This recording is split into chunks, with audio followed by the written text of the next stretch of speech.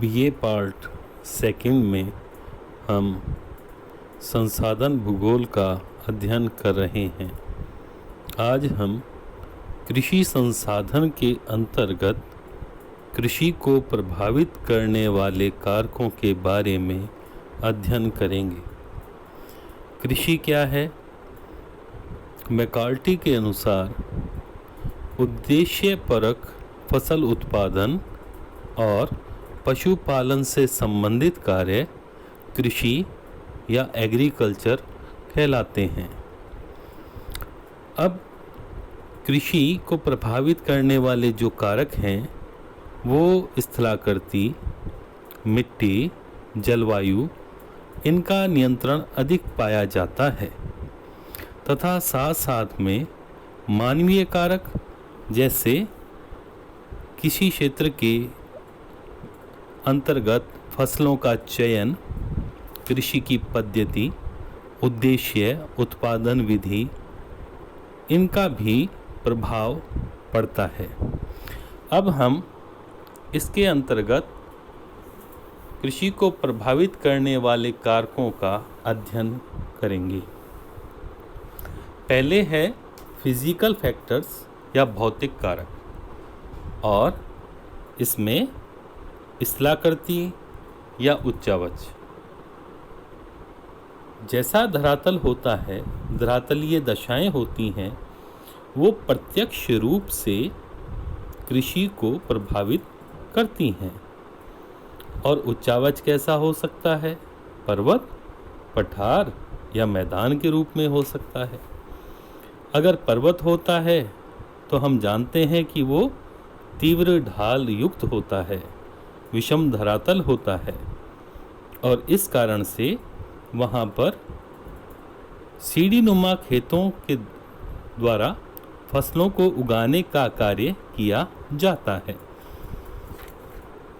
अगर पठारी क्षेत्र होता है तो उन पठारी क्षेत्रों में बहुत अधिक उपजाऊपन तो नहीं हो पाता, लेकिन वो सामान्य कृषि के लिए उपयोगी होती हैं और साथ साथ में पशुचारण के लिए अधिक उपयुक्त पठार पाए जाते हैं। और मैदान हम जानते हैं, ये धरातल के निम्न ढाल वाले या मंद ढाल वाले समतल भूभाग होते हैं, और इन मैदानों में हमेशा से ही सभ्यताओं का विकास हुआ है।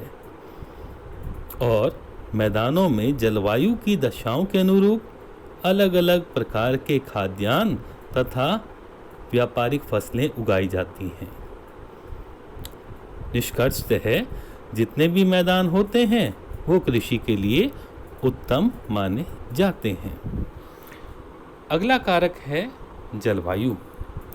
जलवायु प्राकृतिक पर्यावरण का सबसे प्रभावशाली कारक माना जाता है।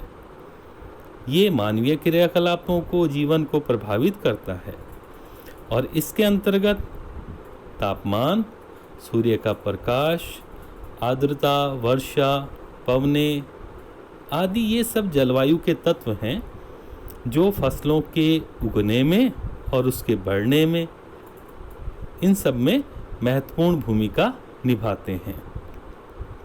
उदाहरण के लिए हम देखें, जैसा हमारा मानसूनी प्रदेश है, यहाँ पर वर्ष में 2 से 3 फसलें उगाना संभव हो पाता है, कारण यहाँ का तापमान और वर्षा। अगला महत्वपूर्ण कारक है मिट्टी या मृदा। जो सॉइल होती है वो विश्व में अलग अलग प्रकार की, विविध प्रकार की पाई जाती है, और जैसी मिट्टी वैसी वहाँ पर फसल होती है। जैसे रेगुर मिट्टी जो लावा से निर्मित होती है वह कपास के लिए उपयुक्त मानी जाती है। इसके अलावा दोमट मिट्टी ये गेहूं की कृषि के लिए अच्छी होती है। अब पढ़ते हैं मानवीय कारकों के बारे में। इसमें पहला है आर्थिक कारक, और आर्थिक कारक में भूमि की उपलब्धता। अगर भूमि की उपलब्धता पर्याप्त है तो वहाँ पर विस्तृत कृषि होती है। लेकिन जनसंख्या अगर सघन है तो वहाँ पर इंटेंसिव एग्रीकल्चर यानी गहन कृषि देखी जाती है। जो प्राचीन ऐसे क्षेत्र हैं जो कि कृषि प्रधान है, वहाँ पर निर्वाहक कृषि होती है। इसके अलावा आर्थिक कारक में पूंजी बहुत महत्वपूर्ण है, क्योंकि कृषि के लिए मशीनरी, उपकरण, उर्वरक यानी कि कीटनाशक आदि के लिए पर्याप्त पूंजी की आवश्यकता होती है। बागान आदि लगाने में बड़ी पूंजी की आवश्यकता रहती है। ऐसे ही है श्रम और बाजार। बाजार अगर समीप होता है तो वहाँ पर उस प्रकार से शीघ्र नष्ट होने वाले पदार्थ जैसे सब्जी, फल आदि इनको लगाया जाता है।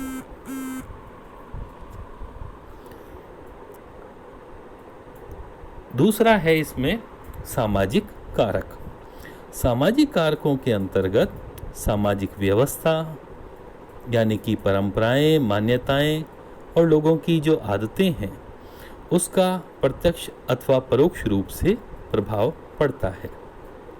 जैसे रूसी क्रांति के पूर्व रूस में सामंतवादी कृषि व्यवस्था प्रचलित थी। क्रांति के पश्चात साम्यवादी व्यवस्था के अंतर्गत सामूहिक कृषि की जाने लगी। इसी प्रकार से जो संस्कृति है उसका भी प्रभाव कृषि फसलों पर, उसके पैटर्न पर पड़ता है। और आखिर में है राजनीतिक कारक। सरकारी निर्णय, सहायता, नियंत्रण, इन सब का उल्लेखनीय प्रभाव कृषि पर पड़ता है और ये कृषि को अधिक सहायता देकर या सरकारी संरक्षण आदि द्वारा कृषकों को अधिक सुदृढ़ बनाने के लिए बहुत महत्वपूर्ण माने जाते हैं। इस प्रकार से आज हमने कृषि को प्रभावित करने वाले कारकों के बारे में पढ़ा है। अगली कक्षा में हम कृषि फसलों के बारे में अध्ययन करेंगे। धन्यवाद।